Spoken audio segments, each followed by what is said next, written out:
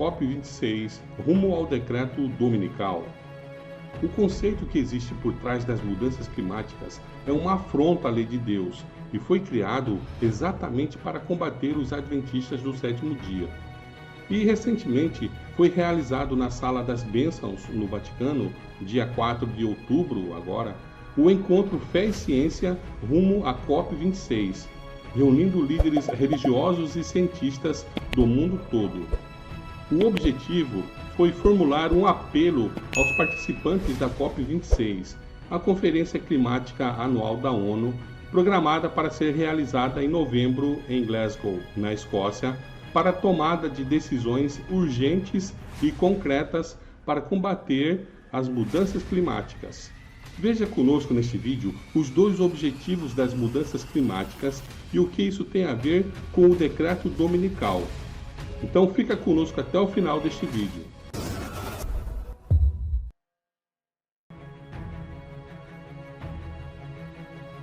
A Igreja Adventista vem pregando esta profecia da santidade do domingo há mais de 150 anos e em nossos dias vemos diante de nossos olhos cada passo sendo dado rumo ao seu fiel cumprimento.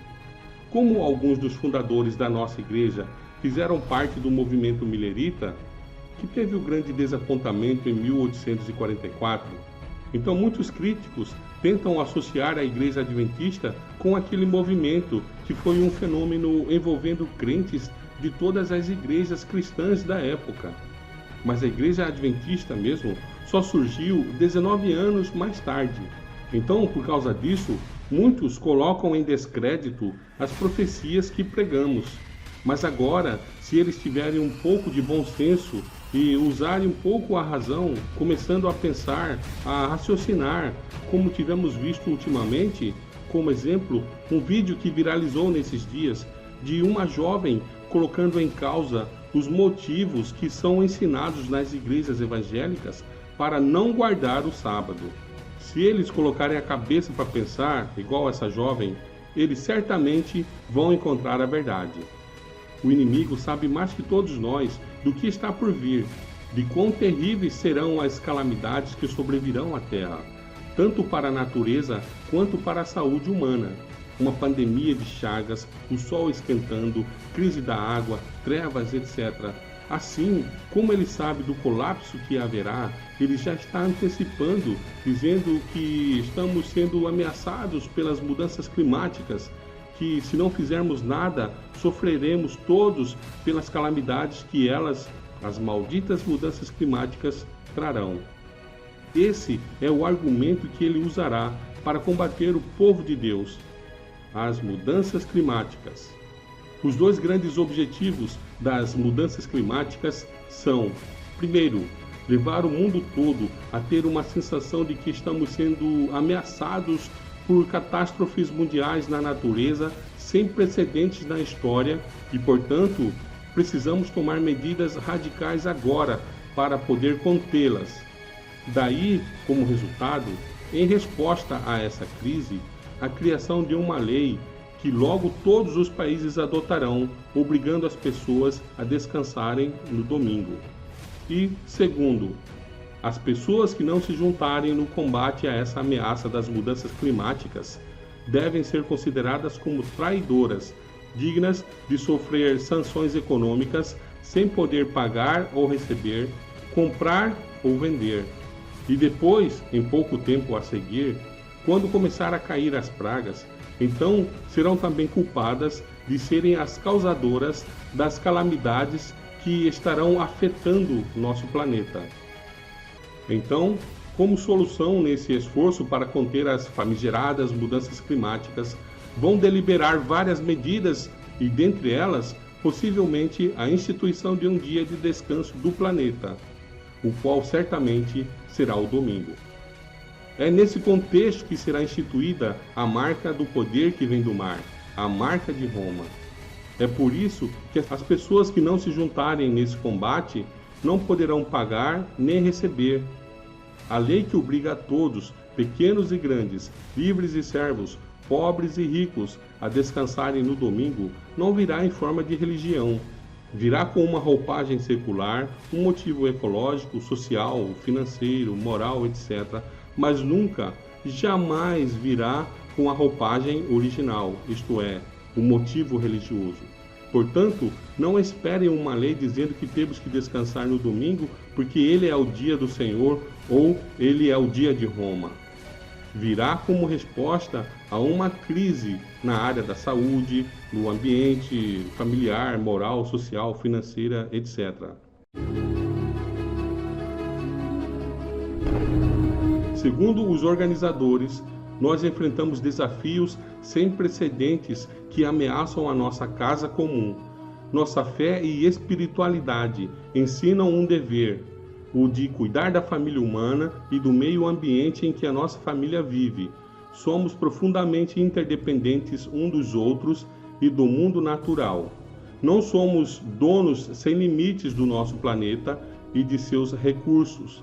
As múltiplas crises que a humanidade enfrenta estão, em última análise, ligadas a uma crise de valores éticos, morais e espirituais. Somos os cuidadores do ambiente natural com a vocação de cuidar dele para as gerações futuras e com a obrigação moral de cooperar para restabelecer a saúde do planeta. Precisamos encontrar soluções para esses desafios utilizando os conhecimentos da ciência e a sabedoria da religião. Devemos pensar a longo prazo para o bem da humanidade. Agora chegou o momento para tomar medidas transformadoras como uma resposta comum. Precisamos de uma estrutura de esperança e coragem, mas também precisamos mudar a narrativa do desenvolvimento. A mudança climática é uma grave ameaça. Defendemos uma ação climática comum, mas diferenciada em todos os níveis. O mundo é chamado a chegar a zero emissão de carbono. É interessante notar o esforço que eles fazem para tentar justificar a existência dessa ameaça das mudanças climáticas, tentando atribuir a elas motivos morais, éticos e até religiosos. Pelo menos aqui eles estão sendo sinceros. De fato, a força por trás dessa preocupação exacerbada com a natureza, o meio ambiente, é, em última instância, um motivo religioso. Mas, claro, isso não pode ser notório, jamais vão admitir. Mas qualquer um que tenha um pouco de inteligência vai descobrir por que uma religião está tão interessada no clima do planeta. Qualquer solução vinda desse movimento religioso para salvar o planeta, por mais que tenha um viés político, econômico, social, moral, etc., em última análise, é uma medida com motivo religioso.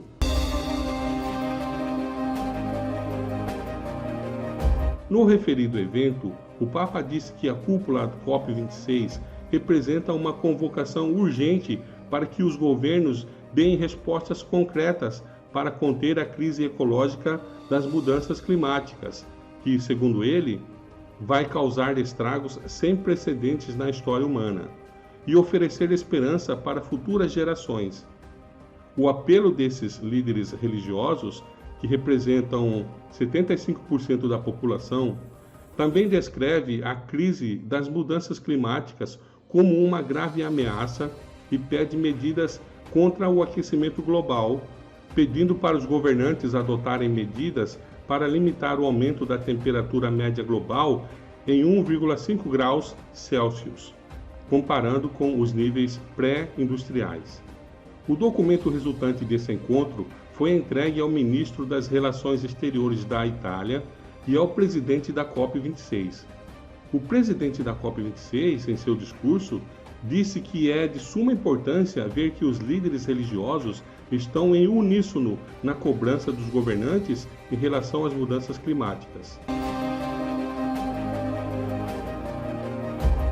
Agora, um ponto muito interessante que eles deixaram bem claro é que a humanidade tem somente 10 anos para combater as mudanças climáticas. Você entendeu este recado? Somente 10 anos para fazer alguma coisa pelo planeta. Será que o inimigo sabe contar os tempos? Será que ele conhece bem as profecias? Será que ele sabe que, de acordo com o ciclo 7 da semana milenar, nós só temos 7 anos ou 10 anos, conforme for a data que você inicia a contar? Então, só temos de 7 a 10 anos? Será que ele sabe muito bem essa profecia? Daí podemos ver o quanto será importante essa reunião da cúpula do clima, a COP26, que se dará no próximo mês em Glasgow, na Escócia. Aos desavisados, essa COP26 pode até fantasiar, mas aos que estudam as profecias bíblicas, principalmente as dos livros de Daniel e Apocalipse, essa cúpula não engana.